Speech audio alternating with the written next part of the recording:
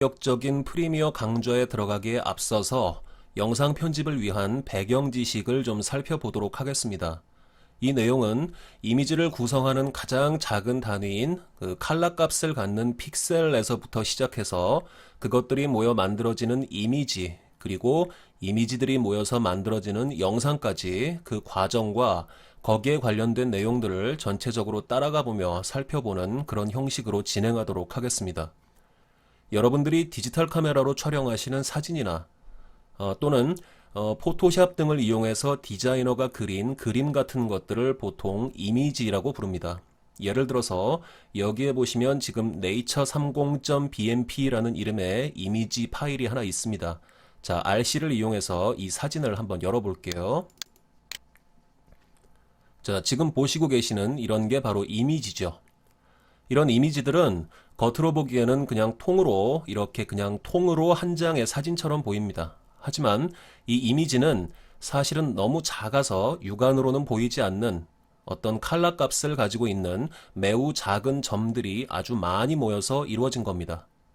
다시 각각 어떤 칼라 값을 가지고 있는, 다시 말씀드려서 색을 가지고 있는 아주 작은 점들이 모여서 만들어지는 겁니다. 이때 이런 작은 점들을 픽셀이라고 부릅니다. 자, 그리고요. 여기에 이 nature30.bmp라는 파일에는 그 많은 픽셀들에 대한 정보가 담겨 있습니다. 그래서 RC를 이용하게 되면 RC에서 먼저 이 파일의 내용을 읽어드리고 그 안에 담긴 픽셀 정보들을 쭉 해석해서 지금 보시는 이런 모양으로 화면에 만들어서 보여주는 겁니다. 지금 보시는 이 이미지 파일은 BMP라는 형식의 파일인데 이런 BMP 말고도 이미지 파일의 종류는 여러 가지가 있습니다. 여러분들이 디카로 촬영하시면 보통 JPG라는 형식으로 사진이 저장되죠. 이러한 JPG라는 게 있고 또 그 외에 PNG나 또 TIF라는 형식도 있고요. 포토샵을 사용하시는 분들이라면 잘 아시는 PSD라는 형식의 이미지 파일도 있습니다. 이러한 BMP, JPG, TIF, PNG, PSD 이런 것들 모두 이미지를 저장하는 데 사용하는 파일 방식들입니다. 이들 중에서 저는 이제 여기에 있는 이 BMP라는 방식을 집중적으로 여러분들에게 다루어 드릴 텐데, 자, 그 이유는 이 BMP라는 형식이 여러분들이 가장 쉽게 그리고 직관적으로 이해하실 수 있는 구조이며 또 이 BMP를 알아보는 것이 컴퓨터에서의 이미지를 이해하는 데 도움이 되기 때문에 그렇습니다. 일단 이 BMP를 알고 나면 나머지 JPG나 PNG, PSD 이런 것들은 BMP에서 어느 부분이 어떻게 달라지는지 그런 점들만 좀 이해를 해두시면 됩니다. 자, 다시 이 nature30.bmp라는 그 이미지를 좀 더 살펴보겠습니다. 말씀드린 바와 같이 이 이미지는 다양한 칼라 값을 가지는 픽셀들이 모여서 만들어진 건데 RC의 자 왼쪽 아래 이곳을 보시면 1024 곱하기 683 곱하기 24b라고 표시되어 있습니다. 여기서 24b는 일단 좀 밀어 놓고요.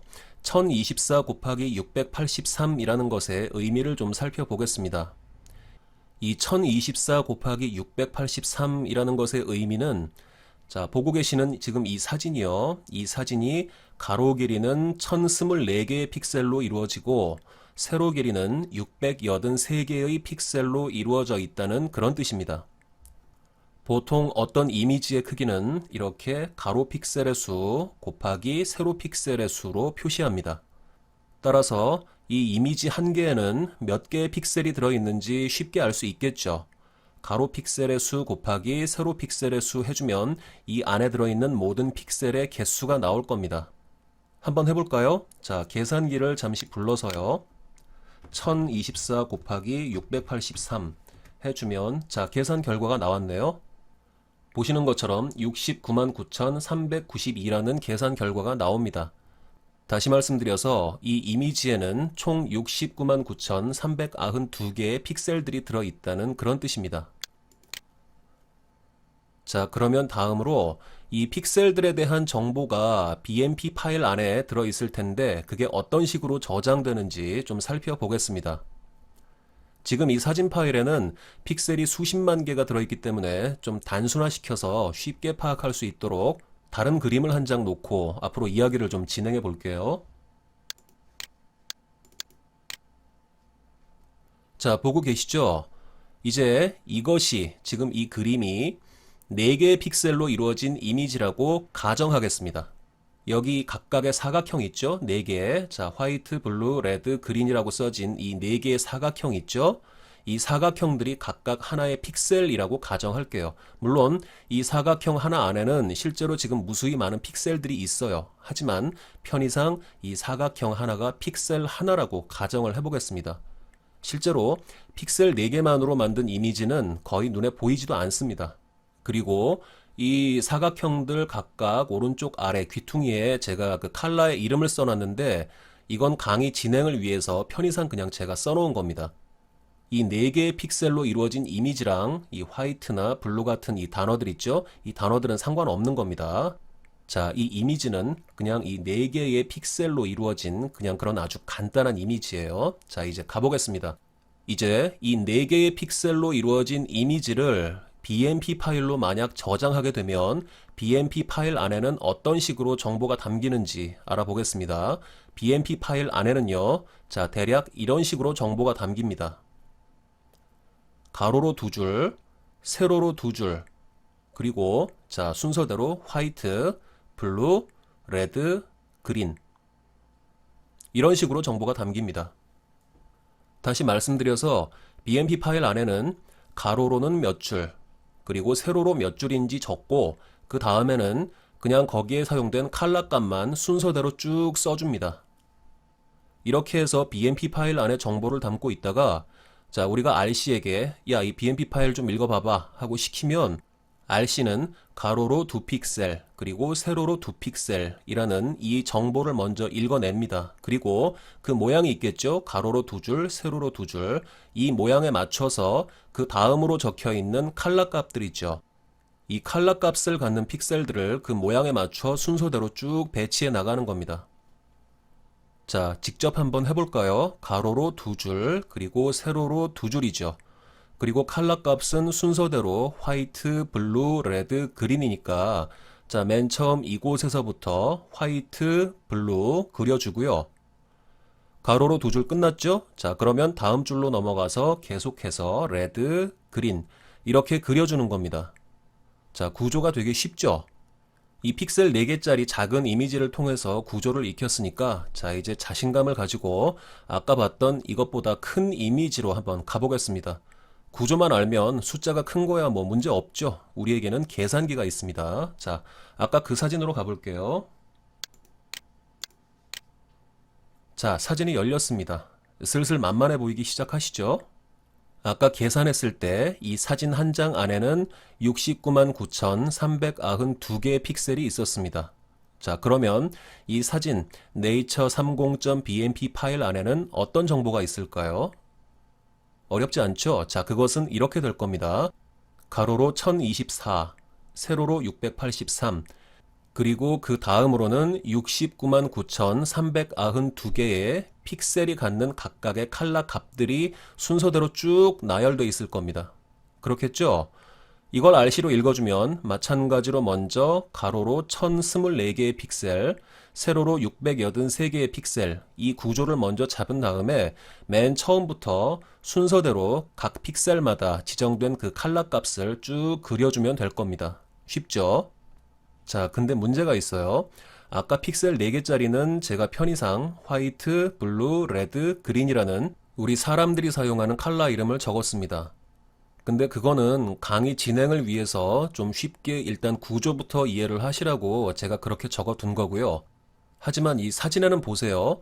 지금 픽셀이 일단 눈에 보이지도 않을 뿐더러 이 안에는 도대체 뭐라고 불러줘야 될지 모르는 무수히 많은 서로 다른 다양한 색깔들이 있습니다. 이걸 BMP 안에 어떻게 적어줘야 될까요? 자, 난감해지기 시작합니다. 실제로 BMP 파일 안에 컬러 정보가 그런 식으로 화이트, 블루 이런 이름으로 저장되지는 않습니다. 실제로는 어떤 규칙을 따라 만들어지는 이진수로 저장됩니다. 갑자기 또 막 자신감이 사라지기 시작하시죠. 자, 자신감이 떨어지기 시작했기 때문에 우리는 다시 겸손하게 픽셀 4개짜리로 가보겠습니다. 자, 뭐 자신감 이야기는 그냥 웃으시라고 제가 농담한 거고요. 여러분들 BMP의 큰 구조에 대해서는 이미 아셨습니다. 남은 문제는 이 컬러에 대한 정보를 어떻게 표현할 것인가 하는 바로 그 점입니다. 화이트, 블루 뭐 이런 식으로 표현하게 되면 수많은 그 다양한 색을 정확하게 지정하는 것이 일단 불가능할 뿐더러 설사 만일 그게 가능하다고 하더라도 컴퓨터는 그런 말을 이해하지 못합니다. 사람이 의사소통할 때는 뭐 빨주노초 파남보 이 7가지만 있으면 대충 문제 없죠. 여기다가 뭐 수식어를 조금 더 붙여서 뭐 조금 더 빨간색 아니면은 뭐 조금 더 옅은 보라색이 좋겠어. 이런 식으로 뭐 대충 의사소통을 하지만 컴퓨터 데이터에서는 이런 식으로 그 데이터를 보관하고 관리할 수는 없어요. 그래서 컴퓨터는 어떻게 그 무수히 많은 서로 다른 색들에 대해서 이름을 붙이고 관리하는지 이제부터 그걸 알아보겠습니다. 자, 이 내용은 보시기에 따라서는 좀 어려우실 수도 있어요. 그 과정에는 이진법 얘기도 나오고요. 그리고 또 우리가 어렸을 때 배웠던 빛의 삼원색 같은 그런 이야기들이 좀 나옵니다. 일단은 쭉 들어보시고 별로 어렵지 않다고 느끼시면 다행이고요. 만일 잘 와닿지가 않는다라고 생각되시면 너무 이 부분에 시간 오래 투자하실 필요는 없고 끝부분에 나오는 결론만 메모해 두시면 되겠습니다. 자, 이제 시작해 볼게요. 컴퓨터가 컬러 정보를 처리하는 방법을 알기 위해서는 자, 그보다 먼저 빛의 삼원색에 관한 이야기부터 시작하는 게 좋습니다. 자, 화면을 좀 바꿔볼게요. 여러분들 이 그림 많이 보셨을 겁니다. 빛의 삼원색을 표시하는 그림이죠. 빛의 삼원색은 보시는 것처럼 여기 빨간색, 그리고 녹색, 마지막으로 이 파란색, 이 셋으로 이루어지고요. 이것을 영어로는 레드, 그린, 블루 이렇게 부를 수 있을 겁니다. 그리고 이 레드, 그린, 블루의 맨 앞 글자만 따서 보통 줄여서 RGB라고 부릅니다. 그리고 이 빛의 삼원색 RGB에는 이제 몇 가지 성질이 있는데 그중 3가지만 좀 간단하게 말씀드려 볼게요. 자, 첫 번째로 자, 이것은 뭐 빛의 일반적인 성격인데요. 빛은 어떤 하나의 빛이 있을 때 거기에 다른 빛을 더해주면 이전보다 더 밝아지는 특성이 있습니다. 다른 말로는 명도가 더해진다고 할 수도 있죠.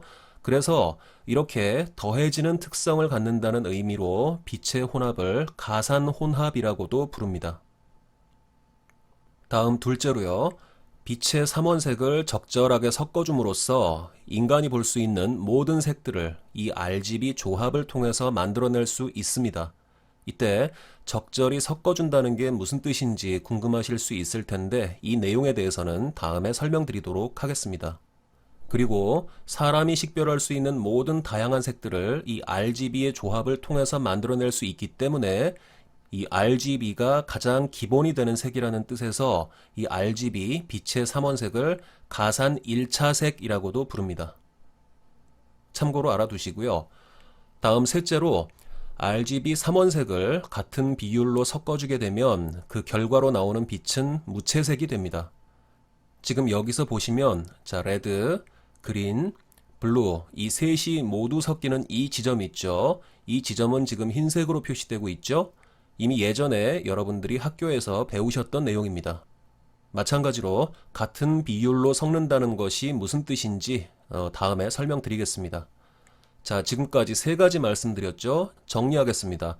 1번, 빛은 가산혼합의 성격을 갖는다. 2번, 빛의 삼원색을 이리저리 섞어줌으로써 이 RGB 조합을 통해서 인간이 눈으로 볼 수 있는 모든 색을 다 만들어낼 수 있다.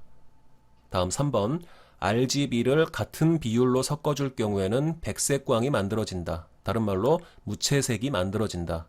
자, 쉽죠? 별로 어렵지 않으니까 이 내용은 여러분들이 기억해 두시면 좋겠습니다. 자, 여기까지 빛의 삼원색에 대해서 설명을 드렸습니다. 이것을 설명드린 이유는 바로 컴퓨터가 컬러를 만들어내고 그것을 컴퓨터에서 사용되는 데이터로 관리하는데 이 빛의 삼원색이 갖는 성질을 이용하기. 그래서 오늘은 픽셀 그리고 BMP 파일의 그 간단한 구조 그리고 마지막으로 빛의 삼원색까지 알아봤고요. 여기에 연결해서 다음 시간에는 컴퓨터가 RGB를 조합해서 색을 만들어내고 이 색들에 대해서 어떻게 이름을 붙여주고 관리하는지 그 내용을 한번 살펴보도록 하겠습니다. 보통 이런 내용들은 편집 프로그램 강좌에서는 물론이고 포토샵 강좌에서도 사실 잘 다루지는 않습니다. 그냥 넘어가는 부분이죠. 하지만 앞으로 프리미어를 다루시면서 만나시게 될 많은 기능과 또 그에 따른 옵션을 여러분들이 편하게 대하시려면 이런 내용들은 가급적 알아두시는 것이 좋고요. 또 굳이 그래픽이 아니더라도 여러분들 사용하시는 디카 있죠. 이런 카메라를 좀 더 잘 활용하시기 위해서도 알고 계시면 유용할 만한 그런 내용들입니다. 그러니까 너무 어렵게 느껴지시면 뭐 별 수 없지만 그렇지 않다면 가급적이면 이해하시고 지나가시면 좋겠습니다. 자, 그럼 오늘은 여기까지 하고 일단 마무리하겠습니다. 저는 다음 시간 씬이나 그림들을 이미지라고 부릅니다. 그리고 이런 이미지는 컬러 정보를 가지고 있는 많은 픽셀들이 모여서 만들어집니다. 이 이미지를 이루는 데 필요한 정보는 이미지 파일에 저장이 되는데 이미지 파일의 종류에는 BMP, 뭐 또 JPG, PNG, TIF, PSD 같은 것들이 있다고 말씀을 드렸고요. 이 중에서 우리 강좌에서는 BMP를 위주로 알아보고 있습니다. BMP 파일 안에는 맨 먼저 그 이미지가 가로 길이로 몇 픽셀이고 세로 길이로는 몇 픽셀인지 그 정보가 먼저 기록이 되고요. 그 다음으로 이미지를 이루는 모든 픽셀들 각각의 컬러 정보가 맨 처음부터 순서대로 차곡차곡 기록된다고 말씀을 드렸습니다. 그래서 RC 등의 이미지 뷰어를 통해서 BMP 파일을 열어주게 되면 먼저 이 이미지 뷰어 프로그램은 BMP 파일에 담긴 가로 세로 픽셀의 길이를 먼저 읽어내고 그 다음에 나오는 컬러 정보대로 픽셀을 쭉 그려주고 그렇게 해서 가로 길이 한 줄이 끝나면 다시 다음 줄로 내려가서 다시 또 이어서 BMP에 담긴 컬러 정보대로 순서대로 그렇게 쭉 그려준다고 말씀드렸습니다. 그리고 빛의 삼원색 RGB에 대해서도 다뤘습니다. 세 가지 성질을 말씀드렸는데 순서대로 자, 첫 번째 빛의 혼합은 가산 혼합이며 다음 두 번째 RGB 이 세 가지 색의 빛의 조합만으로 사람이 식별할 수 있는 모든 색을 만들어낼 수 있다. 마지막으로 세 번째는 같은 비율의 RGB를 혼합할 경우에 무채색의 빛 또는 백색광을 만들 수 있다는 그런 내용까지 말씀을 드렸습니다. 이제 여기에 이어서 컴퓨터가 많은 수의 색을 만들어내고 또 이 색들을 구분하고 관리하는 방법에 대해서 알아보도록 하겠습니다. 자, 이제 이번 시간에는 이와 같은 차트를 하나 놓고 시작을 할게요. 먼저 이게 어떤 것인지 좀 설명을 드리겠습니다. 자, 이것은 보시는 것처럼 화면을 위에서 아래로 3등분을 했고요. 3등분된 각 영역을 각각 레드, 그린, 블루만으로 구성했습니다. 자, 이 레드에는 그린이나 블루는 전혀 없다고 생각하시고요. 마찬가지로 그린에는 레드나 블루가 전혀 포함되어 있지 않습니다. 그리고 블루도 마찬가지입니다.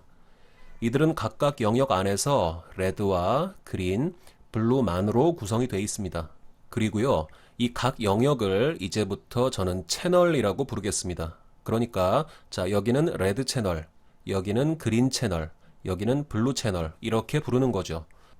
자, 세로로는 말씀드린 대로 그렇게 구분이 되어 있습니다. 다음으로 이 가로로는 어떻게 구분이 되는지 살펴보겠습니다. 이 각각의 채널에서 가장 왼쪽은 빛이 전혀 포함되지 않은 순수한 검정입니다. 여기서 검정이라는 말의 의미는 여기에 검정색이 있다라는 뜻이 아니고요. 실제로는 아무런 빛이 없다는 뜻입니다. 그러니까 검정이라고 하기보다는 어떤 면에서는 순수한 어두운 상태라고 하는 것이 정확할 수 있겠습니다. 그리고 반대편 가장 오른쪽 끝에는 각 채널별로 자, 100% 상태의 완전한 레드, 100% 상태의 완전한 그린, 그리고 100% 상태의 완전한 블루가 있습니다. 여기서 이제 100% 완전한 색이라는 게 사실 좀 문제가 있는 표현인데 강의 진행을 위해서 편의상 그렇게 부르겠습니다. 직관적인 표현을 택한 거니까 그냥 그렇게 좀 받아들여 주시고요. 그리고 이 세 개의 채널에서 각각 왼쪽 끝과 오른쪽 끝을 포함해서 각 채널당 256단계로 지금 나눈 상태입니다. 레드를 예로 들자면 맨 왼쪽은 빛이 전혀 없는 상태이고요. 여기에서 오른쪽으로 갈수록 조금씩 레드가 더 강해지고 그래서 마지막 단계가 되면 100% 레드가 되는데 이 단계의 수가 레드 채널 하나의 경우 256단계라는 뜻이죠. 마찬가지 방법으로 그린 채널과 블루 채널도 그렇게 구성이 되어 있습니다. 그러므로 이 레드 채널을 예로 들어서 보자면 강도가 조금씩 다른 255개의 레드와 빛이 전혀 없는 검정이 있고요.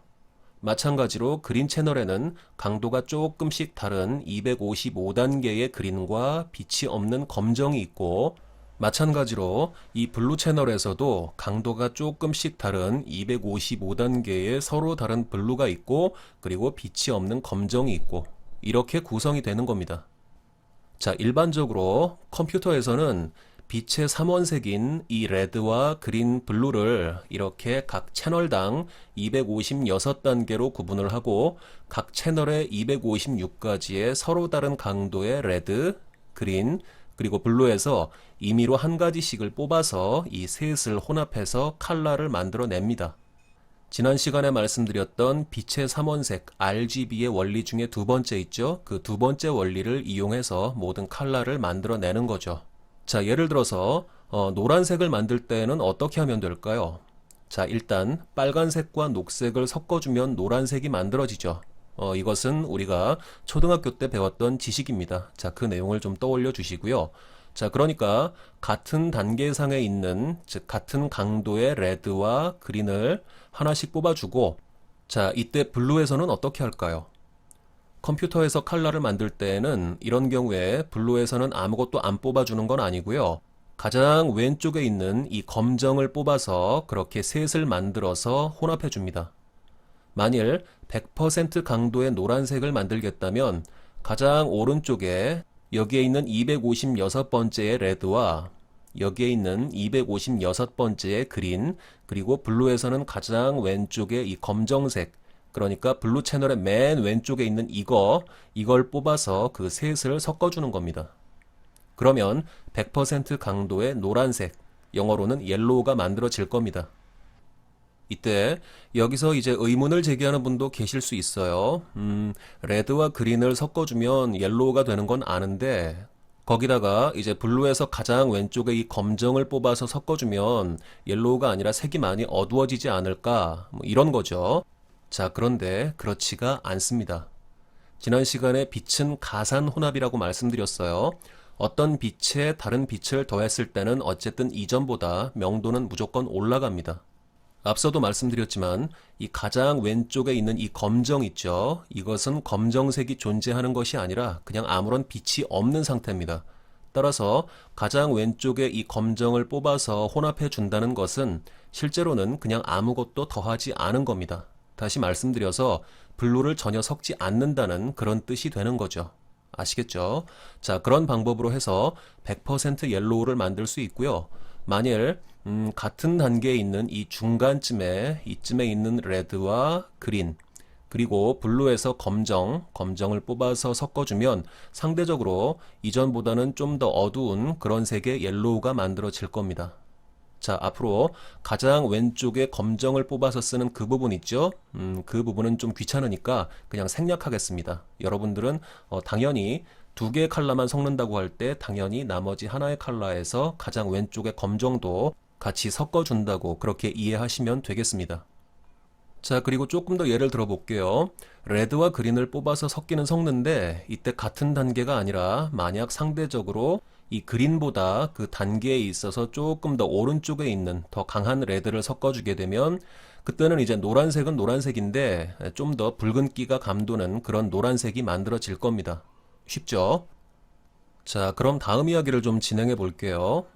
이렇게 RGB 각 채널당 256단계를 만들고 이것들을 섞어서 컬러를 만들어낸다는 것은 이제 알았습니다. 자, 그럼 시험 삼아서 이런 방법을 통해서 만들어낼 수 있는 모든 색의 가지수는 몇 개가 될까요? 이것은 계산기만 있으면 간단히 알 수 있겠죠? 채널당 256가지의 경우의 수가 있고 그리고 3개의 채널이 있으니까 256의 세제곱을 해주면 될 겁니다. 한번 해볼게요.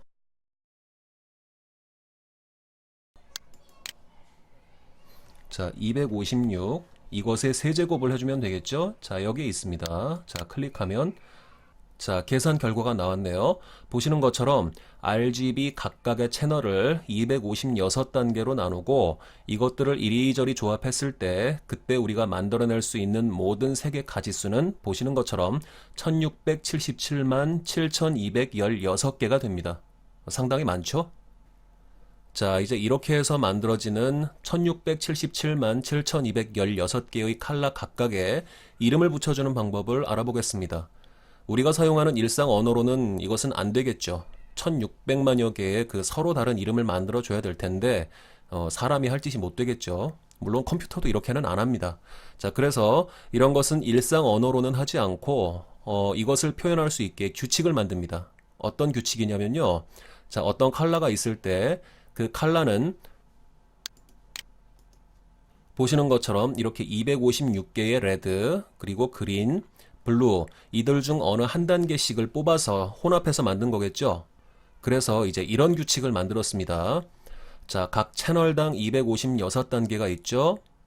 각 채널에서 가장 왼쪽에 있는 이 순수한 검정 있죠. 이 어두운 상태 여기에 0번을 주고요. 그 다음 단계는 1번, 그 다음 단계는 2번 이렇게 번호를 줍니다. 그러면 전체 256단계가 있는데 0번부터 번호를 줬으니까 마지막 100% 순수한 레드는 255번을 부여받겠죠. 마찬가지 방법으로 자, 그린과 블루에도 똑같은 방식으로 번호를 부여해 줍니다. 그리고 어떤 컬러가 있을 때 그 컬러를 만드는 데 사용한 레드, 그린, 블루에 그 번호가 있겠죠. 이것을 RGB 순서대로 적어주면 됩니다. 예를 들어서 아까 우리가 해봤던 100%의 노란색을 만든다고 가정을 해보겠습니다. 그러면 255번 레드, 255번 그린, 그리고 마지막으로 0번 블루 이렇게 혼합해주면 만들어지겠죠? 0번 블루라고 하지만 실제로는 블루가 전혀 포함되지 않는 것이라는 점 기억하시고요.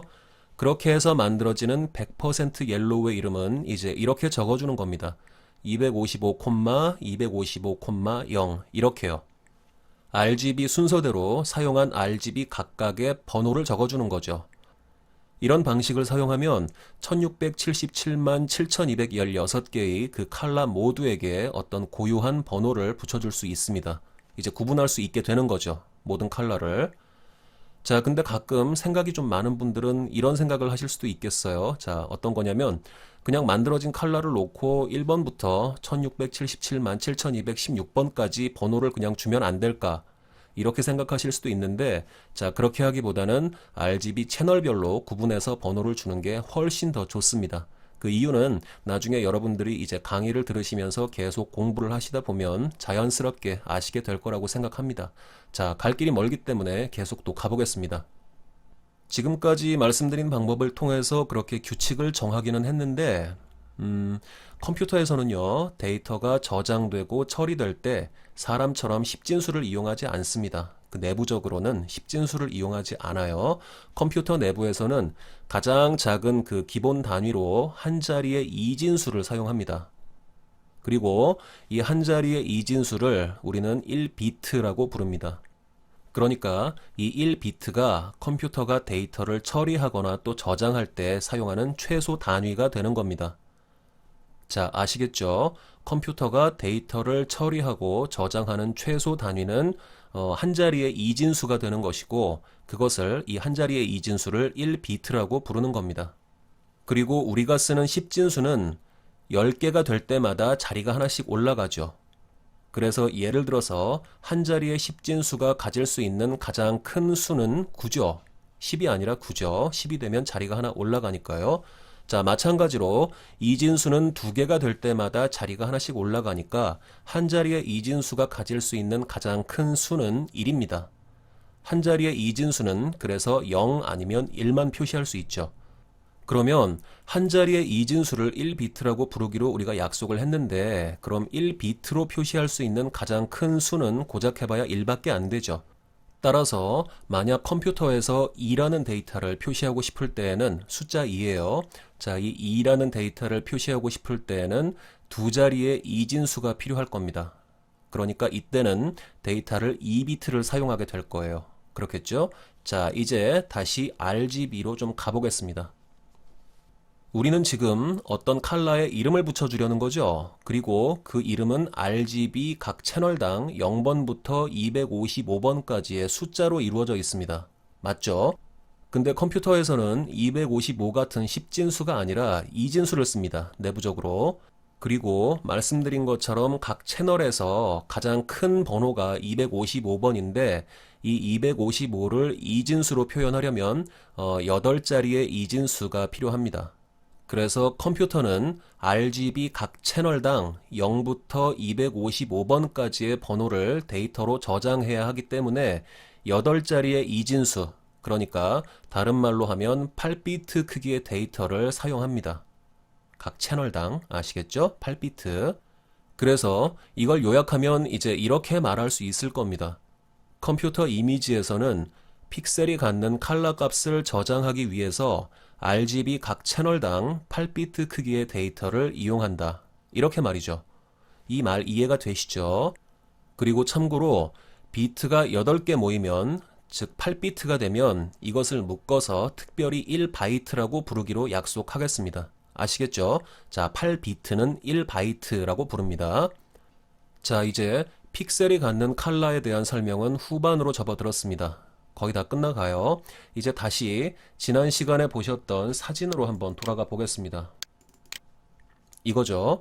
지난 시간에 우리는 이 이미지의 정보가 담겨 있는 BMP 파일의 그 내용을 정리하다가 다른 건 쉬운데 컬러 값을 어떻게 표시할지 지난 시간에 우리는 그 부분에서 막혔던 겁니다. 이제 우리는 그 해결 방법을 찾았습니다. 그렇죠? 이제 먼저 이 RC 화면에서 여러분들은 이 가장 아래쪽에 있는 이 부분을 보세요. 여기에 보시면 지금 0,0,0이라고 써 있죠? 자, 뭔가 좀 묘하게 반갑지 않으세요? 이게 뭐냐면은요, 이제부터 제가 이 이미지 위에서 마우스 포인터를 이리저리 움직여 보겠습니다. 그때 이 0,0,0이라고 써 있는 이 부분 있죠? 이쪽에 어떤 변화가 생기는지 한번 보시기 바랍니다. 자, 보세요. 자, 보고 계시죠? 계속 숫자가 변했죠? 자, 이것의 의미는 이제 이런 겁니다. 마우스 포인터가 이미지 위를 이리저리 움직였을 때 그때 마우스 포인터가 가리키는 이미지상의 어떤 한 픽셀이 있었을 겁니다. 그리고 그 픽셀은 어떠한 컬러 값을 가지고 있겠죠. 그 컬러 값을 앞서 설명드린 것처럼 RGB 각 채널별로 구분해서 순서대로 그 값을 적어준 겁니다. 예를 들어서 지금 포인터가 이 위치에 있다고 할 때 이 포인터가 가리키는 픽셀은 레드 채널의 50번, 그린 채널의 70번, 그리고 블루 채널의 105번 이 세 개의 색을 혼합해서 그 결과로 만들어진 색이라는 그런 뜻입니다. 그리고 다음으로 자 이쪽을 보시면은요. 자, 1024 곱하기 683 곱하기 24b라고 써 있죠. 자, 여기에서 24b는요. 24비트를 의미합니다. 그리고 이 24비트라는 것은 이 이미지를 이루는 각 픽셀이 RGB 각 채널당 8비트씩 해서 전체 24비트 데이터로 만들어지는 그런 컬러 정보를 가지는 이미지라는 뜻입니다. 자, 아시겠죠? 별로 어려운 거 없죠? 자, 이쯤에서 참고로 여러분들 혹시 알파 채널이라는 말 들어보셨어요? 아마 들어보신 분들 꽤 많을 거예요. 자, 알파 채널이라고 할 때 그 채널도 이 RGB 채널 할 때 채널과 같은 의미입니다. 다만 RGB 채널에 배당된 각 8비트는 RGB 값을 갖는 데이터지만 알파 채널은 어느 한 픽셀이 있을 때 그 픽셀에서의 투명도 값을 갖는 채널이라는 점이 다른 겁니다. 알파 채널 모르시는 분은 뭐 그냥 이 내용은 무시하셔도 됩니다. 어차피 나중에 알파 채널을 설명드려야 될 때가 분명히 오게 되니까 그때 제가 다뤄드리도록 하겠습니다. 자, 오늘은 여기까지 하겠습니다. 시작부터 그리 쉽지가 않죠. 자, 하지만 프리미어 본 강좌로 들어가면 오히려 지금보다 많이 쉬워지니까 너무 염려하지 마시고요. 오늘 공부하시느라 정말 계속해서 이야기를 진행해 보겠습니다. 오늘도 지난 시간에 보셨던 이 이미지 한 장을 놓고 시작하겠습니다. 지난 시간에 이 왼쪽 아래에 적힌 1024 곱하기 683 곱하기 24b가 무슨 뜻인지를 살펴봤었죠. 가로 픽셀의 수 곱하기 세로 픽셀의 수 곱하기 하나의 픽셀당 24비트 컬러 데이터로 만들어진 이미지라는 뜻입니다. 근데 여기서 이제 질문이요. 이거 지금 곱하기로 표시가 되고 있죠? 이것을 글자 그대로 다 곱해주면 뭐가 나올까요? 자, 다 곱하면요. 비트맵 파일, 그러니까 BMP 파일의 용량이 나옵니다. 이 24b라는 것은 픽셀 하나가 가지는 컬러 데이터의 크기죠. 다시 말씀드려서 3바이트가 됩니다. 그리고 앞부분 1024 곱하기 683이라는 것은 전체 픽셀 개수를 뜻하죠. 그러니까 픽셀 하나의 컬러 데이터 크기인 3바이트에 다시 곱하기 1024 곱하기 683을 해주면 전체 용량이 나오게 될 겁니다. 하지만 실제로는 여기에다가 부가적으로 이미지의 가로 세로 길이 정보랑 몇 가지가 더 들어가게 되는데 요 추가되는 부분의 용량은 비트맵 파일의 경우 일반적으로 보통 54바이트로 정해져 있습니다. 그래서 3바이트 곱하기 1024 곱하기 683을 해주고 여기다가 54바이트를 더해주면 이 BMP 파일의 실제 용량이 나옵니다. 이런 거 좋아하시는 분들은 아무 BMP 파일이나 하나 만드신 다음에 한번 계산을 해보시기 바랍니다. 딱 맞아 떨어질 거예요. 자, 그러면 이제 오늘은 다른 이미지 파일들의 종류를 좀 간단하게 살펴보겠습니다. 이 BMP 파일은 이미지를 저장하는 여러 가지 방식들 중에서 사람이 가장 이해하기 쉽고 또 오래전부터 이용되던 방식이었습니다만 다른 한편으로는 아주 단순 무식한 방법입니다. 그리고 BMP 파일에는 또 가장 큰 단점이 하나 있는데 그것은 BMP 형식으로 이미지를 저장하면 이미지 파일의 용량이 너무 커진다는 점입니다. 지금 보시는 이러한 그 가로가 1024 픽셀, 세로가 683개의 픽셀 크기의 이미지는 요즘 기준으로 보면 그 가로 세로 사이즈가 상당히 작은 편입니다. 하지만 이렇게 작은 사진 한 장의 크기가 BMP 형식으로 저장이 될 경우에는 파일 크기가 2MB가 넘습니다. 그리고 일반적으로 데이터의 용량이 커지면 커질수록 저장하고 관리하려면 그 비용도 많이 들고 또 번거롭습니다. 시간도 오래 걸리고요. 그리고 이런 데이터의 용량은 비단 이미지 파일에서 뿐만이 아니라 다른 모든 컴퓨터 파일들에서도 마찬가지로 중요한 문제였습니다. 한마디로 용량이 커서 좋을 건 아무것도 없다는 거죠. 그래서 예전부터 데이터 압축이라는 방법을 많이 활용했습니다. 이 데이터 압축이라는 건 별게 아니고요. 여러분들 R집 자주 쓰고 계시죠? 그게 바로 데이터 압축 프로그램입니다. 이미 우리가 알고 있는 거죠. 여러 개의 파일을 하나로 뭉쳐서 파일 한 개로 만들어 주면서 용량도 줄여주는 이런 용도로 R집 많이 써보셨을 겁니다. 이런 압축 기술은 큰 틀에서는 이제 이런 성질을 이용해요. 예를 들어서 어떤 데이터가 동일한 형태로 반복적으로 사용될 경우 이 반복되는 부분을 매번 다 적어주지를 않고 처음에 한 번만 적어줍니다. 그리고 그 뒤로 이것이 반복될 경우 같은 내용을 반복해서 적지 않고 이러이러한 데이터가 반복되었다는 그 사실만 기록을 해줍니다. 이것도 사실 우리가 현실에서 자주 쓰는 방법입니다. 예를 들어서 문서나 서류, 편지 같은 거 작성할 때 이하 동문 이런 말 자주 쓰죠. 앞에서 이미 했던 말 똑같이 반복하지 않는다는 거죠. 이렇게 하면 서류나 원고의 분량이 일단 줄어들게 될 겁니다. 데이터 압축도 큰 틀에서는 다 이런 식입니다. 이제 데이터 압축에 대한 이야기를 좀 더 진행해 보겠습니다. 데이터를 압축하는 방식에도 크게 두 가지 종류가 있다고 볼 수 있습니다. 결론부터 먼저 말씀드리면 그것은 각각 손실 압축 방법과 비손실 압축 방법입니다. 자, 먼저 이해하기 쉬운 비손실 압축부터 살펴보겠습니다.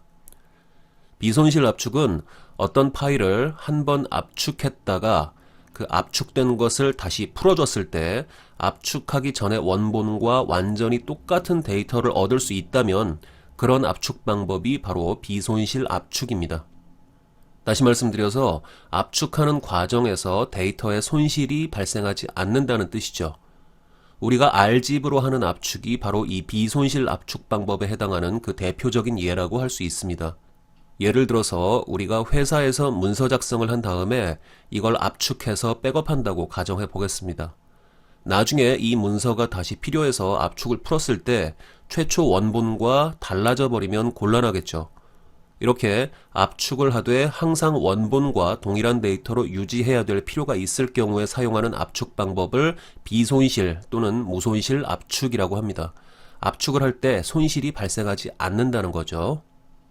다음으로 손실 압축이 있는데 이 손실 압축 방법을 사용해서 압축을 하게 되면 압축되는 과정에서 원본 데이터의 일부가 변형됩니다. 자, 이게 무슨 뜻이냐면요. 자, 다시 이 사진을 놓고 생각을 해보겠습니다. 이 사진에서 예를 들어 이 하늘을 표시하는 이 부분 있죠. 이 부분에는 당연히 많은 픽셀들이 모여 있습니다. 그리고 그 픽셀들은 우리가 눈으로 봤을 때 거의 차이가 없는 색깔의 픽셀들일 겁니다. 차이가 아예 없는 건 아니에요. 다만 사람이 눈으로 봤을 때는 거의 구분이 안 될 뿐이죠. 하지만 컴퓨터 내부에서 데이터로 표현될 때는 이들은 엄연히 서로 다른 값의 데이터를 가질 겁니다. 근데 이것을 이제 손실 압축해주게 되면 그 유사한 컬러들, 분명히 데이터로서는 다른 값이지만 사람이 눈으로 봤을 때는 구분할 수 없는 그런 아주 유사한 컬러들 있죠. 그런 유사한 컬러들을 묶어서 그냥 데이터상으로 똑같은 컬러로 만들어 버립니다. 뭐 좀 이래도 되겠죠. 어차피 우리 눈은 구분을 못하니까요. 그래서 이렇게 하면 원래는 비슷하지만 아주 조금씩 달랐던 픽셀들의 컬러 데이터가 아예 똑같아져 버리게 됩니다. 따라서 원래는 달랐던 데이터이지만 이렇게 해줌으로써 이제는 중복되는 데이터가 만들어지게 되겠죠. 이렇게 같다고 만들어 놓고 이제 이 상태에서 앞서 말씀드린 대로 반복되는 부분을 일일이 다 적지 않고 마치 이하 동문하고 적어주는 그런 방법으로 압축시켜 버리게 됩니다. 뭐 대충 그런 식이에요. 아무튼 그래서 분명히 어떤 형태로든 손실이 생기긴 하겠지만 사람이 눈으로 봤을 때 구분을 할 수가 없다면 또는 거의 구분할 수 없다면 조금씩은 손실이 생겨도 괜찮다고 판단을 하는 경우죠. 어차피 뭐 봐도 잘 모르니까요. 대신 이렇게 할 경우에 용량은 아주 획기적으로 감소합니다. 우리가 보통 사용하는 JPG 방식의 이미지 파일 있죠. 이 JPG가 바로 조금 전에 말씀드린 방법을 이용해서 이미지 데이터를 손실 압축해서 저장해주는 이미지 포맷입니다. 참고로 이미지뿐만이 아니라 여러분들이 매일 들으시는 mp3 음악 파일 있죠? 자, 이 mp3 파일들도 CD에 담겨있던 음악을 손실 압축해서 만드는 겁니다. 아시겠죠?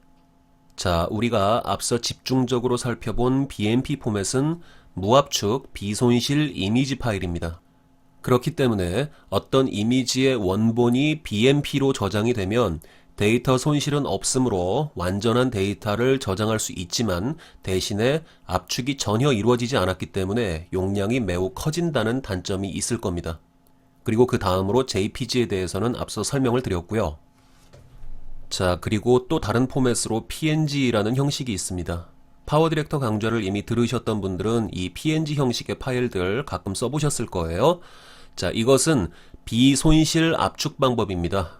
그래서 BMP에 비해서 용량은 많이 감소되는데 비손실이기 때문에 원본에서 PNG로 바꿔주는 과정에서 데이터의 손실도 발생하지 않습니다.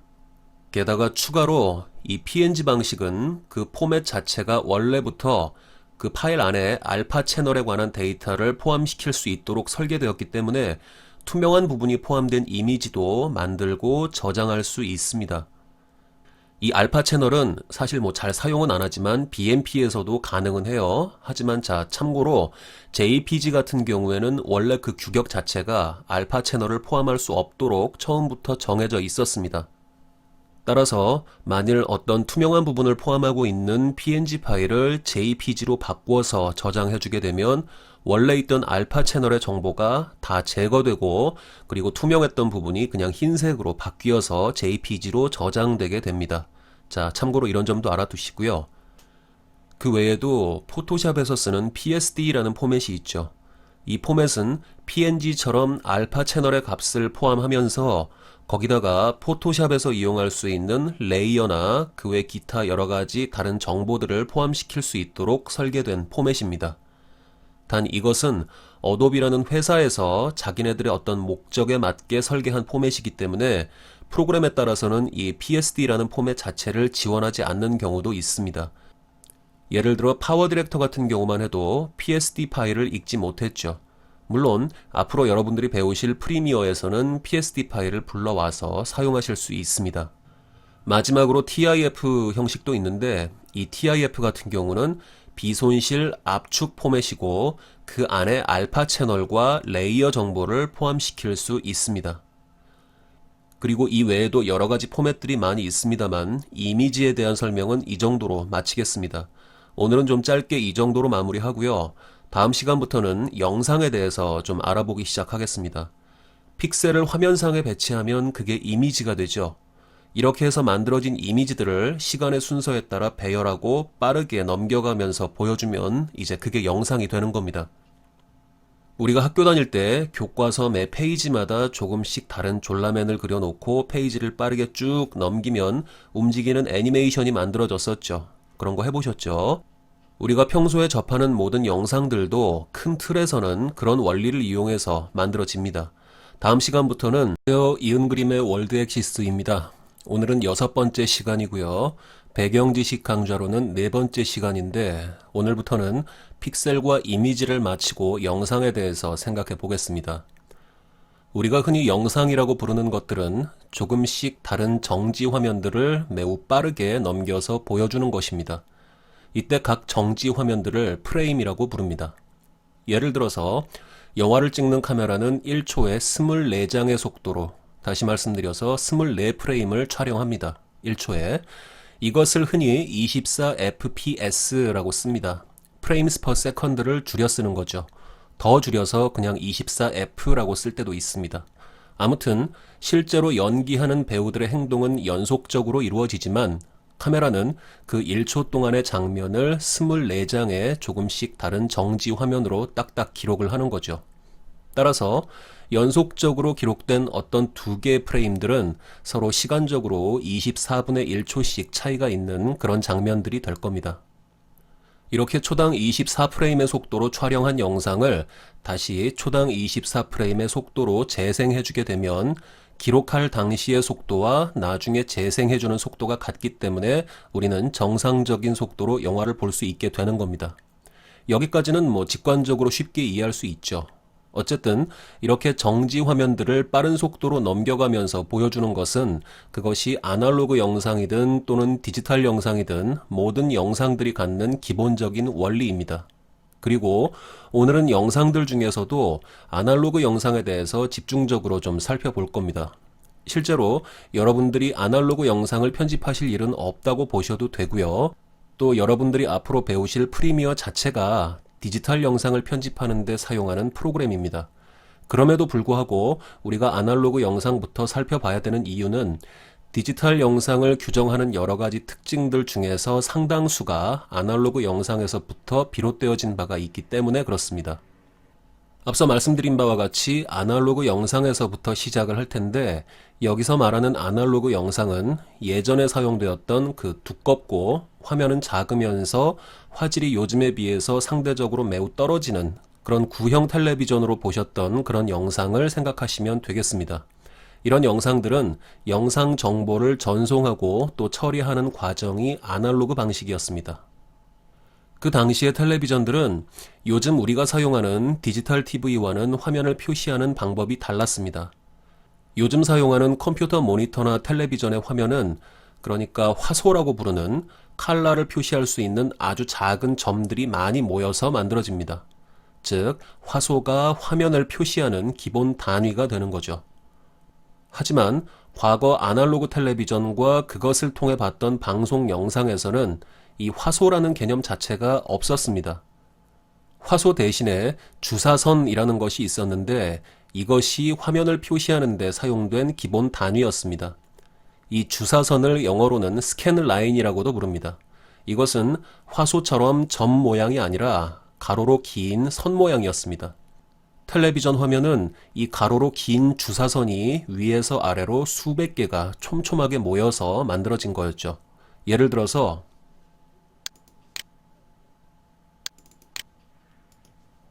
자, 이것은 옛날 그 오락실에 있었던 게임의 한 장면을 캡처한 것인데, 자, 화면을 보시면 가로로 긴 선들이 보이죠.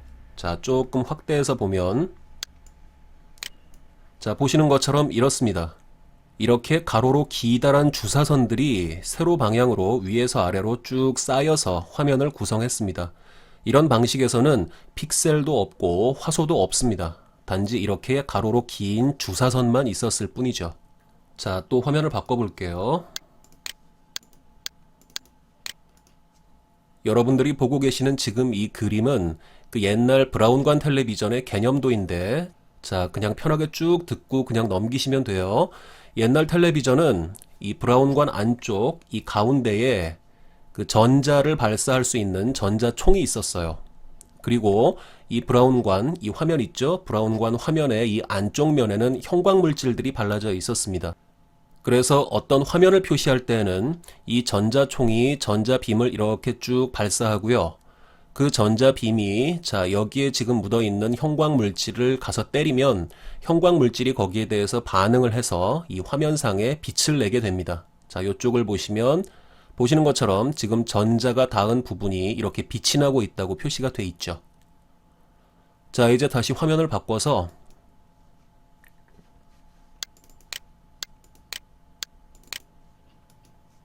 지금 보시는 이 화면이 아날로그 텔레비전이라고 생각을 해주세요. 자, 저 안쪽에서 전자총이 브라운관 안쪽으로 전자빔을 쏘고 있다고 생각을 하시면 됩니다.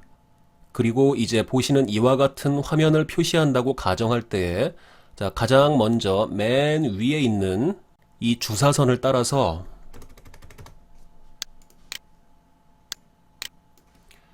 자, 이제 이렇게 화면을 좀 확대해서 볼게요. 가장 먼저 맨 위에 있는 이 주사선 있죠?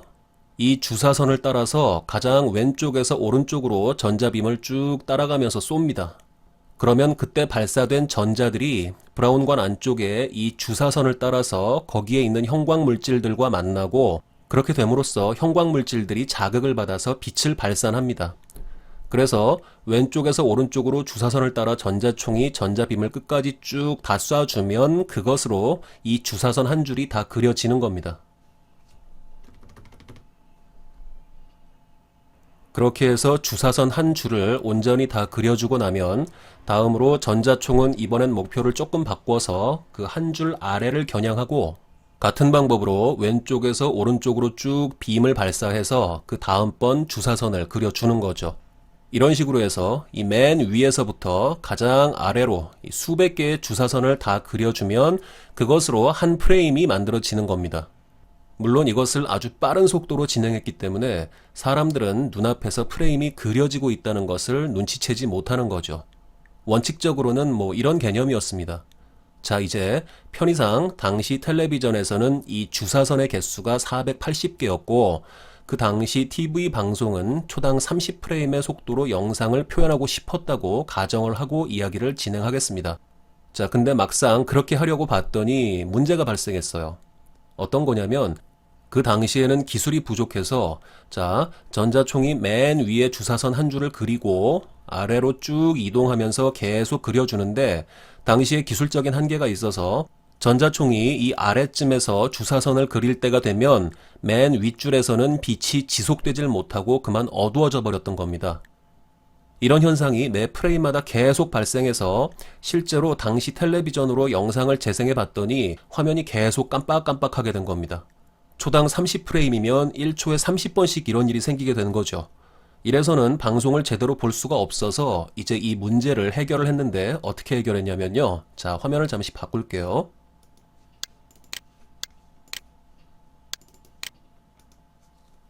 강의 진행을 위해서 좀 단순화시켜서 주사선이 20개인 텔레비전으로 가정하고 설명을 드리겠습니다. 지금 문제는 맨 위에 한 줄을 그려주고 자, 여기서요. 맨 위에 한 줄을 그려주고 마지막 줄까지 쭉 다 그려주는데 걸리는 시간이 30분의 1초인데 이 30분의 1초라는 시간 동안 이 맨 처음 그려준 주사선의 빛이 유지되지 못하는 거, 이게 문제인 거죠. 그래서 이 문제를 해결하기 위해서 이제 다음과 같은 방법을 고안해 냅니다. 먼저 이 주사선들의 자 1번부터 마지막 번까지 이 경우에는 20번이 되겠죠. 그렇게 번호를 쭉 붙여줍니다. 다음으로 원래 한 프레임이 화면에 표시되는 시간이 30분의 1초죠. 이 시간을 다시 둘로 나누어서 60분의 1초 두 개로 쪼갠 다음에 자, 한 프레임을 표시할 때에 한 번에 다 표시하는 게 아니고 처음 60분의 1초 동안은 홀수번 주사선들만 모아서 이렇게 짝수번은 건너뛰면서 한번 쭉 그려주고요.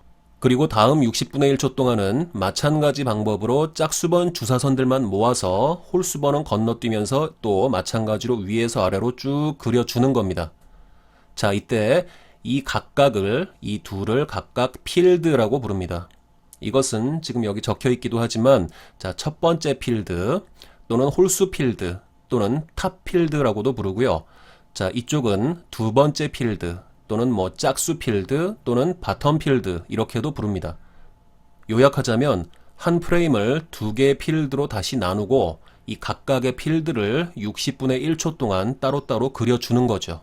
자, 그러면 이제 필드 하나를 그리는데 사용하는 시간이 60분의 1초로 더 짧아졌기 때문에 적어도 하나의 필드 안에서는 깜빡이는 현상을 피할 수 있게 됐습니다. 편법이긴 하지만 어쨌든 뭐 해결은 된 거죠. 자, 하지만 이렇게 함으로써 영상을 이루는 기본 단위가 완전한 하나의 프레임이 아니고 그 반쪽에 불과한 필드가 돼버렸습니다. 흔히 이런 방식의 경우 두 개의 필드를 합치면 하나의 필드가 된다라는 말도 하지만 사실 이 당시의 카메라들로 녹화를 했을 때 두 개의 필드는 각각 처음부터 시간적으로 60분의 1초씩 다른 장면을 담은 것이기 때문에 엄밀하게 하나의 프레임이 되는 것도 아닙니다. 이 내용은 나중에 필요하면 다시 또 다루도록 하겠습니다. 아무튼 이렇게 하나의 프레임을 한 번에 처리할 수가 없어서 두 개의 필드로 구분하고 주사선을 하나씩 건너뛰면서 각각의 필드를 그려주는 이런 방식의 영상을 비월주사 방식 또는 인터레이스 스캔이라고 부릅니다. 그리고 초당 30프레임의 속도로 보여주는 영상이면서도 실제로는 60개의 필드로 보여준다고도 볼 수 있기 때문에 특별히 이런 영상을 60i라고도 씁니다. 60필드 인터레이스 방식이라는 뜻이죠. 자, 지금까지 드린 설명은 이해를 돕기 위해서 수치를 대충 사용한 거고요. 이쯤에서 조금 정리를 해볼게요. 실제로 우리나라나 미국, 일본에서 사용한 방식은 초당 29.97프레임의 속도이고요.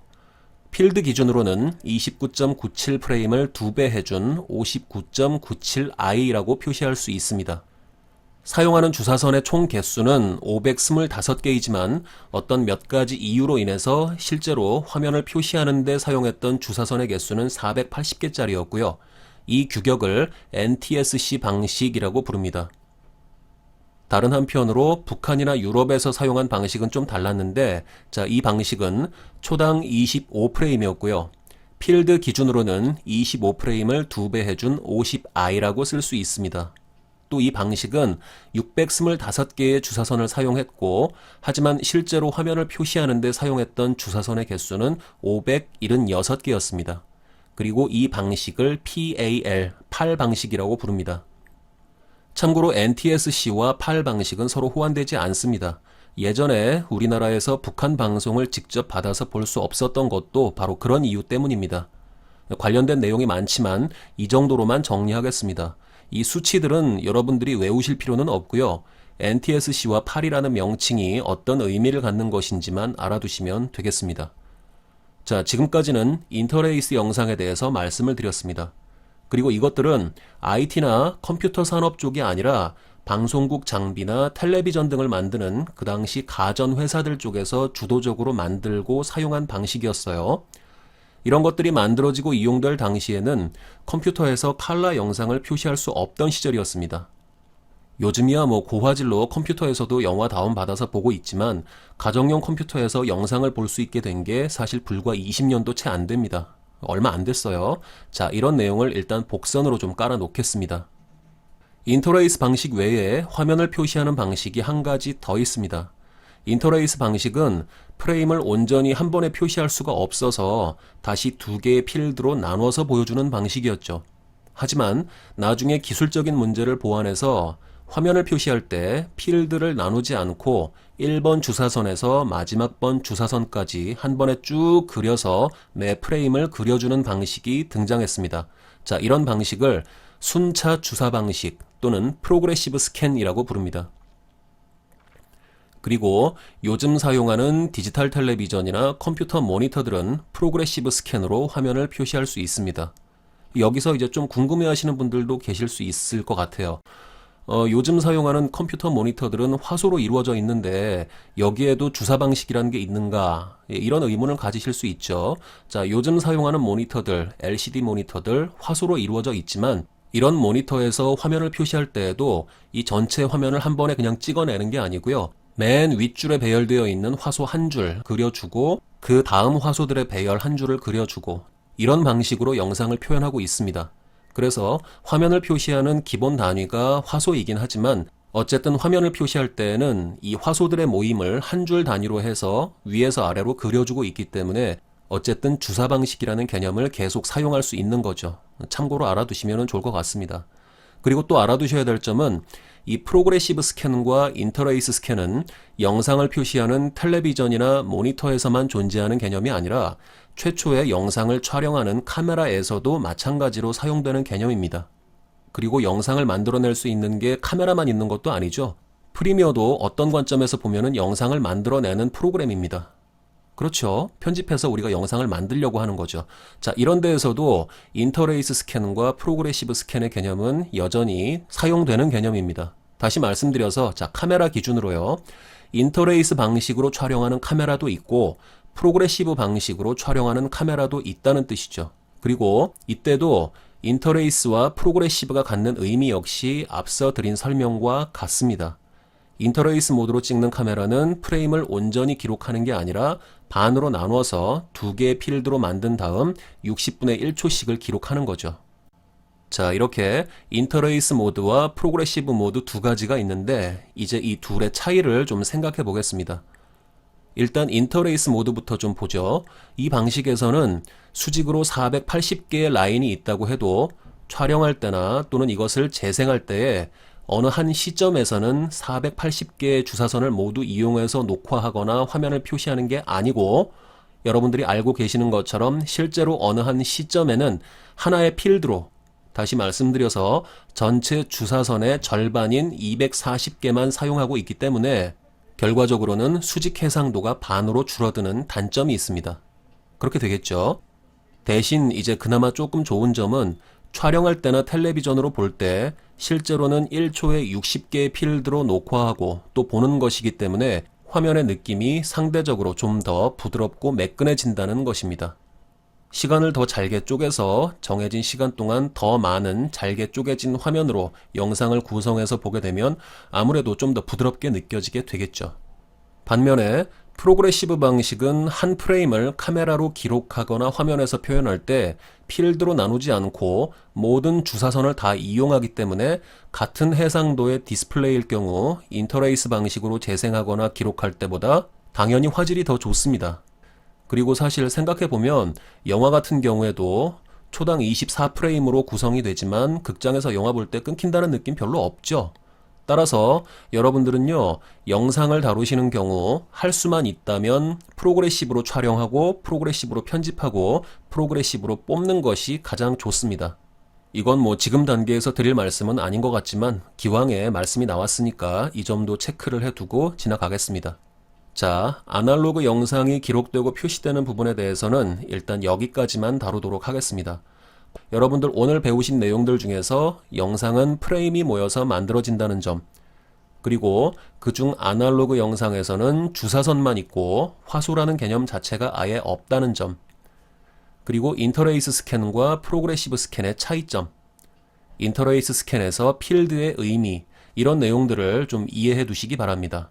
디지털 영상으로 갔을 때 혼란스러울 수 있는 개념들 중에 상당수는 이 아날로그 영상 때문에 생기는 것들입니다. 자, 그럼 오늘도 공부하시느라 정말 수고 많으셨습니다. 좋은 하루 보내시고요. 배경지식 강좌는 이제 얼마 남지 않았습니다. 힘내시고요. 저는 또 다음 시간에 다른 내용으로 여러분들을 찾아뵙도록 하겠습니다. 여러분 감사합니다. 안녕하세요. 이은그림의 월드엑시스입니다. 오늘은 배경지식 5번째 시간이고요. 이번 시간에는 디지털 영상에 관한 몇 가지 이야기를 진행해 보도록 하겠습니다. 자, 디지털 영상도 영상이기 때문에 여러 개의 프레임을 빠른 속도로 넘겨가면서 보여준다는 점에 있어서는 아날로그 영상과 뭐 별로 다를 바가 없습니다. 다만 디지털 영상은 영상을 만드는 데 필요한 데이터를 디지털 형태로 전송하고 처리한다는 점에서 아날로그 영상과 다른 겁니다. 먼저 아날로그 영상에 대해서 잠깐 살펴보면요.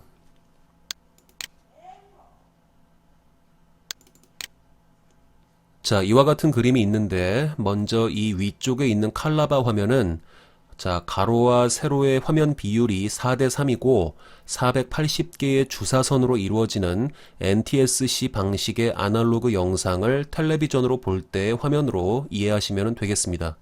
그리고 이 아래는 그 480개의 주사선들 중에서 한 개의 라인을 표시할 때 그때 텔레비전 내부에서 처리되는 전기 신호를 그래프 형태로 표시한 겁니다. 이 신호 하나가, 이 전체 하나가 주사선 한 줄을 표시하고 있는 거죠. 그리고 참고로 이 화면에서 보시면 여러 개의 컬러가 있는데 그 각 컬러별로 아래쪽을 보시면 서로 다른 형태의 웨이브 폼이 대응하고 있는 거 여러분이 확인하실 수 있을 겁니다. 아날로그 영상은 이렇게 하나의 주사선에 해당하는 아날로그 신호를 단위로 해서 영상 정보를 전달하고 텔레비전 화면은 이러한 신호를 기준으로 해서 주사선을 단위로 그려서 화면을 표시했습니다. 반면에 디지털 영상은 영상 정보가 디지털로 전달되고 처리됩니다.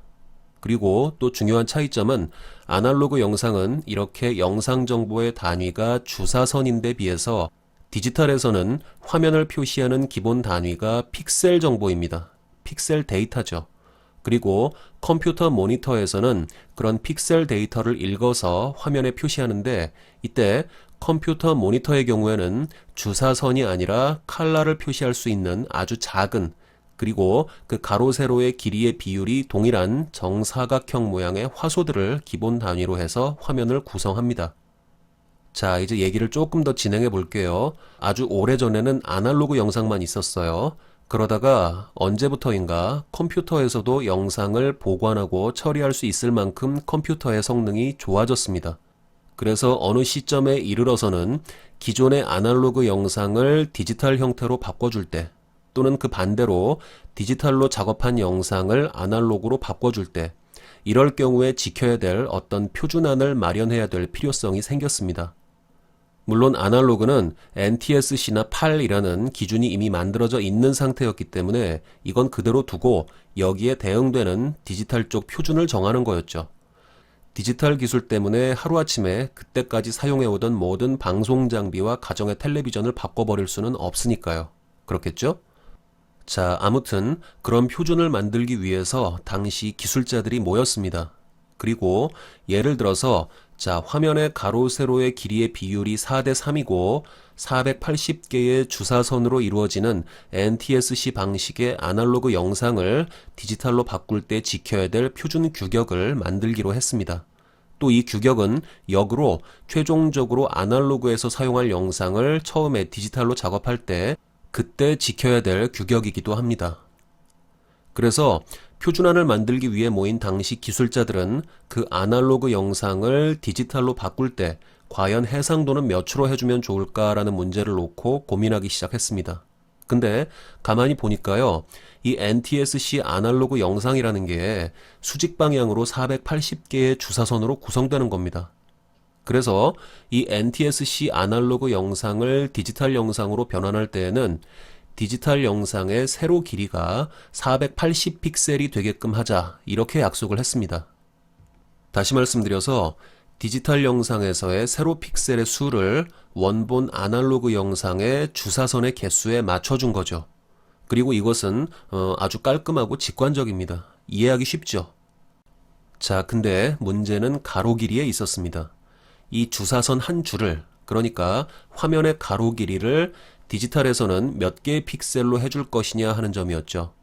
근데 이건 사실 어떻게 보면 세로 길이를 480 픽셀로 정하는 순간 자동으로 이미 그 답이 결정되는 그런 문제입니다. 왜냐하면 원본인 아날로그 영상 화면의 가로 세로 비율이 4대 3이죠. 따라서 변환해서 디지털로 만들어도 화면의 가로 세로 비율은 4대 3이 돼야겠죠. 근데 디지털 영상에서 세로 길이를 480 픽셀로 하자고 이미 정했으니까 가로 픽셀의 길이는 4대3 비율에 맞게 640 픽셀로 맞춰주면 아주 간단하게 끝날 수 있는 그런 문제였습니다. 그런데 그렇게 할 수가 없었다고 합니다. 거기에는 여러 가지 이유가 있었지만 그중 하나만 말씀드리자면 아날로그 시절의 영상은요, 세로 방향의 정밀도보다 가로 방향의 정밀도가 상대적으로 더 우수했기 때문입니다. 이게 무슨 뜻이냐면요. 자, 이것이 옛날 그 텔레비전 화면이라고 가정할게요. 이 텔레비전은 어떤 화면을 보여줄 때 세로로 놓인 480개의 주사선으로 화면을 표시하는 겁니다. 이것은 곧 이 영상의 수직 방향 정밀도, 다시 말씀드려서 수직 해상도를 의미합니다. 주사선을 더 촘촘히 더 많이 배열했다면 그만큼 영상이 더 또렷하고 선명해졌겠죠. 따라서 당시 아날로그 영상의 수직 해상도는 주사선 480개라고 표현할 수 있을 겁니다. 그러면 과연 이 영상에서 수평 해상도는 어느 정도였을까요?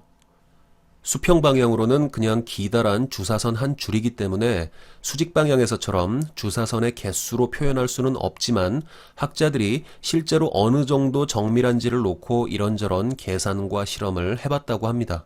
자, 만일 가로 방향의 해상도와 세로 방향의 해상도의 수준이 서로 동일하다면, 그렇게 동일하다면 지금 이 화면의 가로 대 세로의 화면 비율이 4대3이기 때문에 이 가로 방향의 해상도를 주사선의 개수로 표현할 경우 640개의 주사선이 놓여 있는 것과 같은 해상도를 가지게 될 겁니다.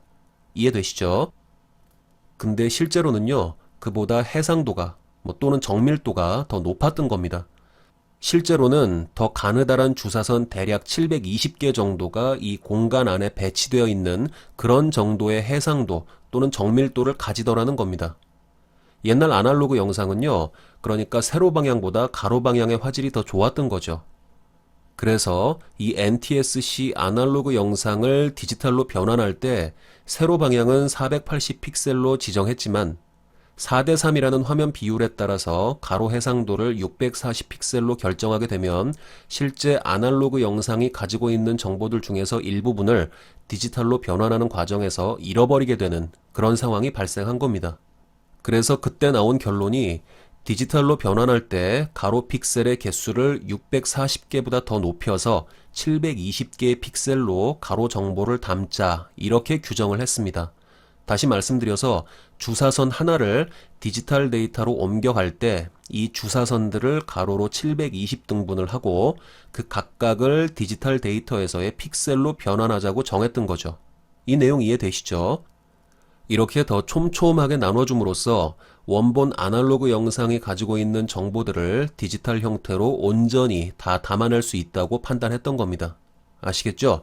그래서 결과적으로 480개의 주사선으로 이루어지는 4대3 화면 비의 아날로그 영상이 이것이 디지털 데이터로 바뀌게 되면 가로로 720 픽셀, 세로로 480 픽셀의 디지털 영상 데이터로 만들어지게 된 겁니다.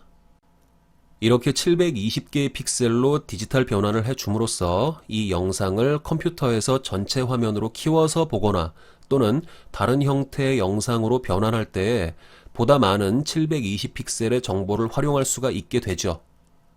그런 관점에서 볼 때에는 640 픽셀이 아닌 720 픽셀을 선택한 그 의도는 좋았다고 생각합니다. 자, 하지만 이런 이유로 해서 디지털 쪽으로 오면 꽤 귀찮은 문제가 발생하게 됩니다. 왜냐하면 자, 이런 거예요. 자, 이제 그림을 좀 바꿔보겠습니다.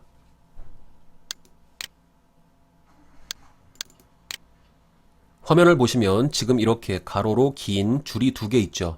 이 두 줄을 아날로그 영상에서의 주사선의 일부분이라고 가정하겠습니다. 이 그림을 보실 때 주의하실 점은요, 이것은 직관적으로 이해하시기 쉽게 표현한 거고요. 실제로 그 가느다란 주사선 한 줄에 이렇게 글자가 다 그려지고 그러진 않아요. 이해되시죠? 실제 주사선에서는 또 그림을 잠깐 바꿔서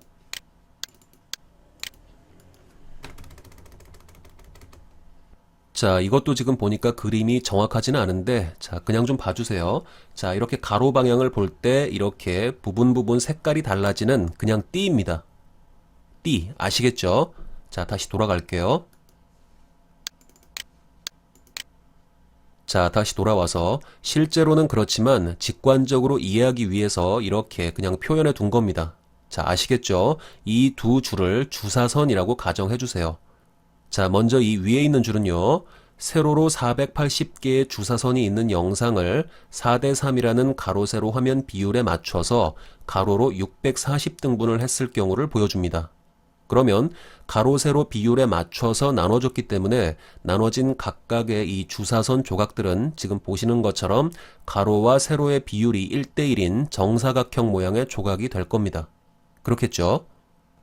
자, 하지만 앞서 말씀드린 그런 이유 때문에 가로를 640등분이 아닌 720등분을 했습니다.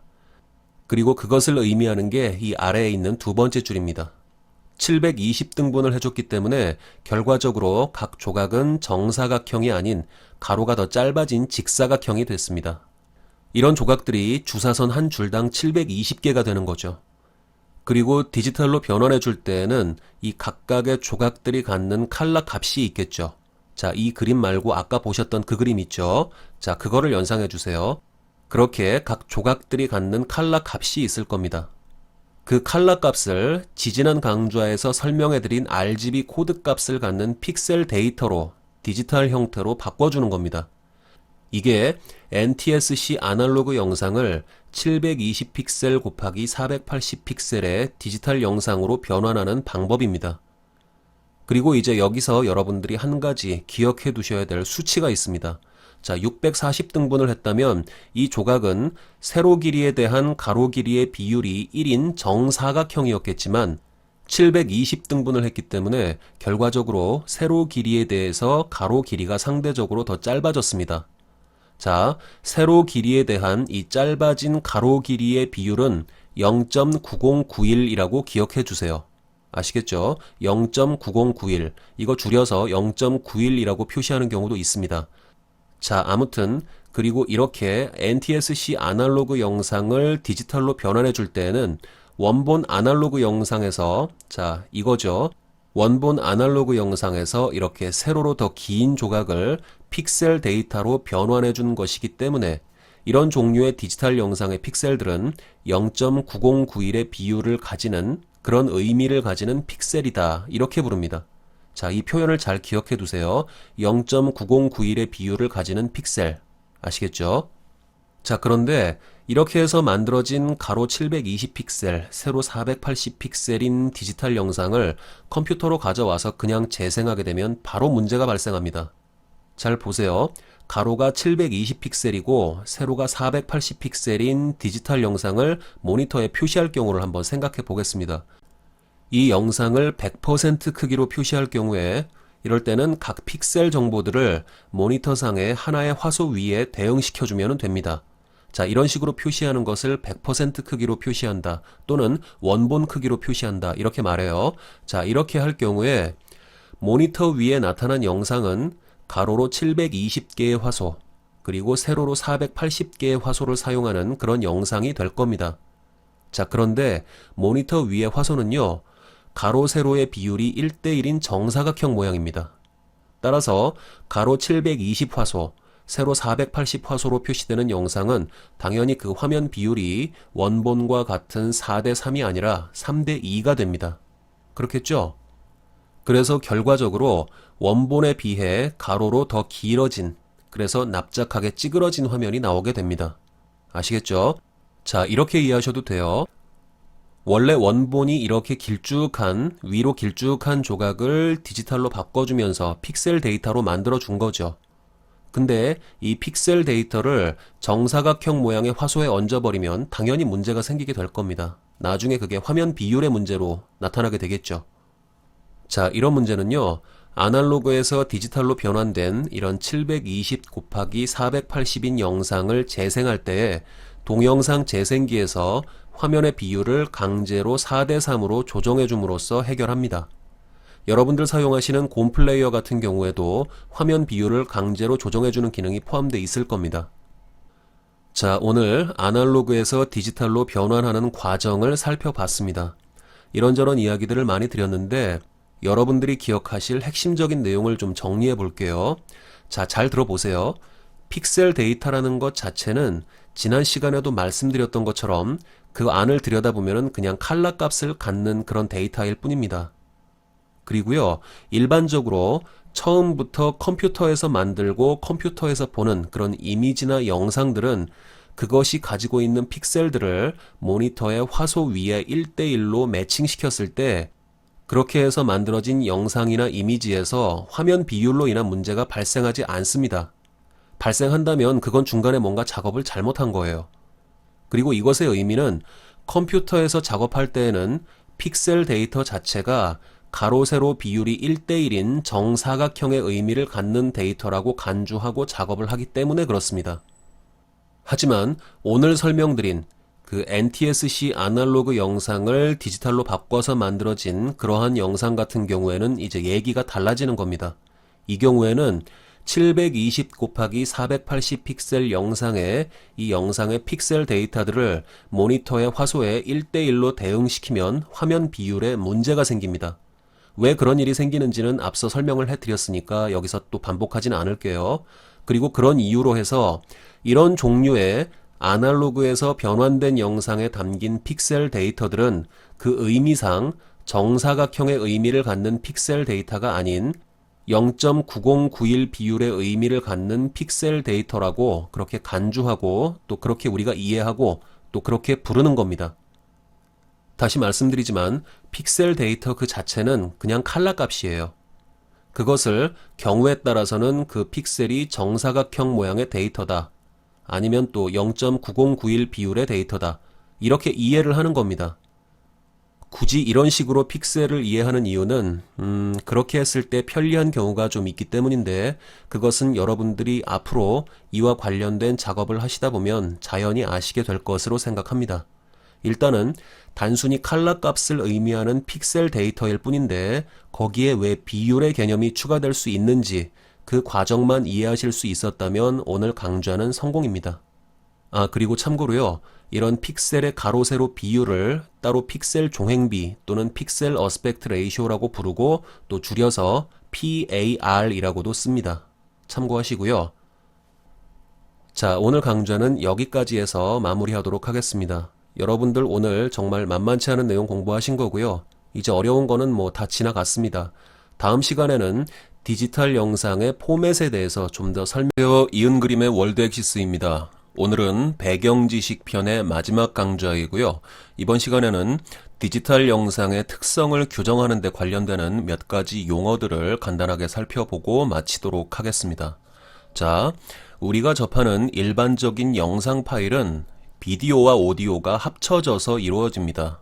그렇죠? 그리고 우리가 눈으로 볼 수 있는 비디오와 또 귀로 들을 수 있는 오디오를 컴퓨터에서 디지털로 저장하거나 또 그 반대로 컴퓨터에 저장된 디지털 정보를 우리 눈으로 보거나 또 귀로 들을 수 있게 해주는 일종의 프로그램이 있습니다.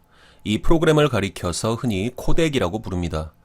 코덱은 부호화해준다는 뜻의 코더와 부호화된 것을 읽어 해독해준다는 뜻의 디코더가 합쳐져서 이루어진 단어입니다. 코덱은 특성에 따라서 여러 가지 종류가 있는데 예를 들어서 요즘에는 H264라는 코덱을 많이 사용하고 있습니다. 이 코덱이 컴퓨터에 설치되어 있으면 컴퓨터에서 H264 비디오를 만들거나 재생할 수 있고 이 코덱이 설치되어 있지 않으면 컴퓨터에서는 당연히 H264로 만들어진 비디오를 볼 수도 없고 또 우리가 편집한 영상을 H264 비디오로 만들 수도 없게 되는 거죠. 인터넷에서 영화를 다운받아 보신 적 있는 분들이라면 이 코덱이라는 말을 이미 여러 번 들어보셨을 겁니다. 따라서 우리가 편집을 하고 또 결과물 영상을 만들고자 할 때에도 우리가 원하는 코덱을 컴퓨터에 설치해 두고서 작업을 해야 됩니다. 우리가 사용하는 소스 영상을 읽어줄 수 있는 코덱이 없으면 편집하면서 소스를 읽을 수 없기 때문에 편집하면서 소스를 이용할 수 없게 되겠죠. 그리고 소스를 읽을 수 있는 코덱이 있더라도 편집을 다 마친 다음에 우리가 원하는 형태로 출력하려면 또 거기에 맞는 코덱이 설치되어 있어야 되는 겁니다. 참고로 우리가 흔히 이용하는 mp3 오디오 파일도 우리 컴퓨터에 mp3 코덱이 설치되어 있기 때문에 사용할 수 있는 겁니다. 자, 이제 비디오 코덱에 대해서 좀 더 생각해 보겠습니다. 오디오도 마찬가지지만 특히 이 비디오 같은 경우에 1초에 수십 개의 프레임으로 구성이 되기 때문에 오디오와 비디오가 합쳐진 영상 파일들은 아시는 것처럼 그 용량이 매우 커지게 마련입니다. 특히 비디오 쪽의 용량이 매우 크게 되죠. 그래서 비디오 코덱들에는 비디오 신호를 디지털 데이터로 바꿔주는 과정에서 압축 기술을 적용하는 경우가 매우 많습니다. 앞서 말씀드린 H264 코덱 같은 경우에도 대단히 높은 압축률을 통해서 고화질 비디오의 용량을 아주 획기적으로 줄일 수 있는 그런 압축 기술이 포함되어 있습니다. 참고로 비디오에서 압축이 이루어지는 방식을 좀 간단하게 설명을 드리자면 예전 시간에 압축이라는 것 자체가 중복되는 내용을 다 적어주지 않는 방법으로 구현된다고 말씀드렸죠. 이 비디오 압축도 마찬가지입니다. 비디오 압축에서는 비디오의 어느 한 프레임을 완전히 저장을 한 다음에 그 다음 프레임에서는 앞 프레임과 비교해서 달라진 부분만 기록하는 방식으로 해서 압축을 구현합니다. 어떻게 하는지 잘 상상도 안 되시죠? 저도 참 대단하다고 생각합니다. 아무튼 이때 이렇게 달라진 부분만 기록되는 프레임 말고 완전히 기록되는 그 프레임을 키프레임이라고 부릅니다. 애니메이션 쪽에 가면은 거기에서도 키프레임이라는 용어가 등장하는데 거기에서 나오는 키프레임과 조금 전에 말씀드린 그 키프레임은 그 의미가 완전히 다릅니다. 체크해 두시고요. 자, 이렇게 압축을 해줄 경우에 용량이 획기적으로 줄어드는 장점이 있기는 하지만 이제 이런 걸 좀 생각해 보세요. 만일 어떤 경우에 예를 들면 영상 파일을 전송하는 과정 등에서 키프레임에 어떤 오류가 발생하게 된다면 이 키프레임을 기준으로 해서 변경되는 부분만 기록되어 만들어지는 그 이후의 모든 프레임들은 줄줄이 다 오류가 생기게 될 겁니다. 그렇겠죠. 기준이 되는 키프레임에 오류가 발생하게 되면 그것을 참고해서 만들어지는 그 이후의 프레임들은 모두 동일한 오류를 갖게 되겠죠. 따라서 일반적으로 비디오에서는 일정한 시간적인 간격으로 키프레임을 여러 개 지정해 줄 수 있게 해서 이런 오류를 최소화할 수 있는 그런 방법을 마련해 두고 있습니다. 자, 참고로 알아두시고요.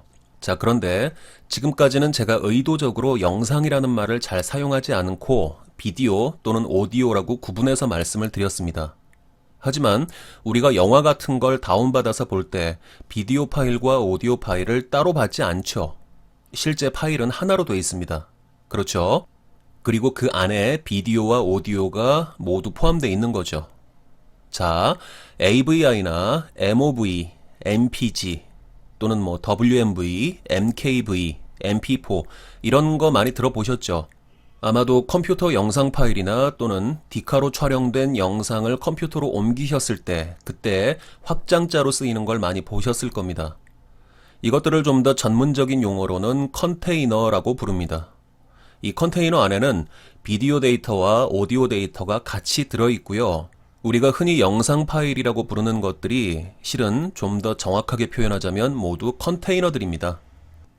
사실 조금만 생각해보면 비디오와 오디오는 엄연히 서로 다른 것들이죠. 이들을 AVI나 MOV 같은 컨테이너 안에 한데 모아놓고 이 컨테이너를 이용하게 되는 겁니다. 이때 흔히들 잘 구분하지 않고 그냥 사용하는 경우가 많은데 AVI나 MOV 또 MP4 이런 것들은 앞서 말씀드린 코덱과는 완전히 다른 겁니다. 이건 컨테이너예요. 따라서 AVI 코덱이나 MOV 코덱 이런 말은 없습니다. 이들은 어디까지나 코덱으로 만들어진 비디오 데이터나 오디오 데이터를 담아놓는 컨테이너 파일 형식이죠. 따라서 H264 코덱으로 만들어진 비디오와 MP3 코덱으로 만들어진 오디오를 합쳐서 MOV 안에 넣을 수도 있고 또는 같은 형식의 비디오와 오디오를 MP4 안에 넣을 수도 있습니다. 아시겠죠? 하나의 컨테이너 안에서도 그 안에 사용될 비디오나 오디오의 코덱을 무엇을 사용할 것인가는 용도에 맞춰서 처음에 만드는 사람이 정하기 나름입니다. 아시겠죠? 자, 요 내용도 여러분들이 이해를 해 두시면 좋겠습니다. 자, 마지막으로 타임코드에 대해서 좀 더 알아보고 오늘 강좌를 마치도록 하겠습니다.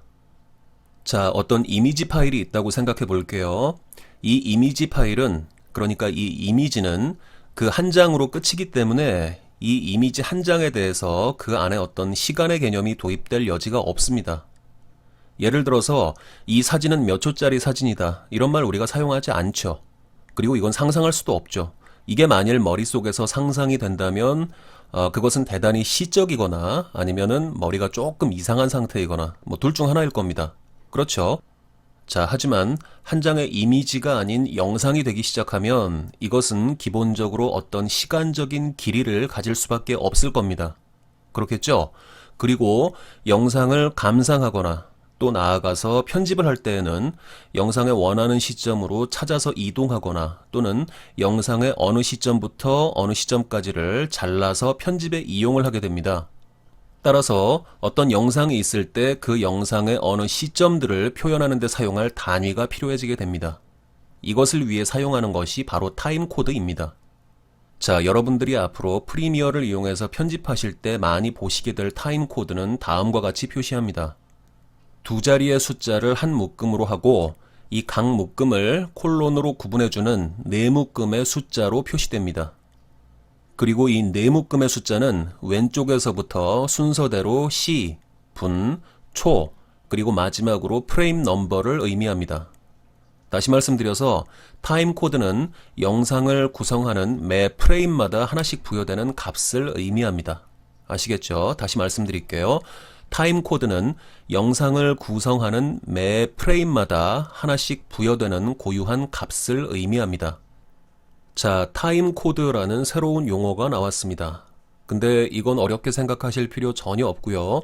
일을 편하게 하자고 만든 개념입니다. 그렇게 생각하시면 좋을 것 같고요. 그리고 규칙도 간단합니다. 예를 들어서 초당 24프레임짜리 영상이 있다고 가정을 해보겠습니다. 그러면 이 영상은 24개의 프레임이 모이면 1초를 구성하겠죠.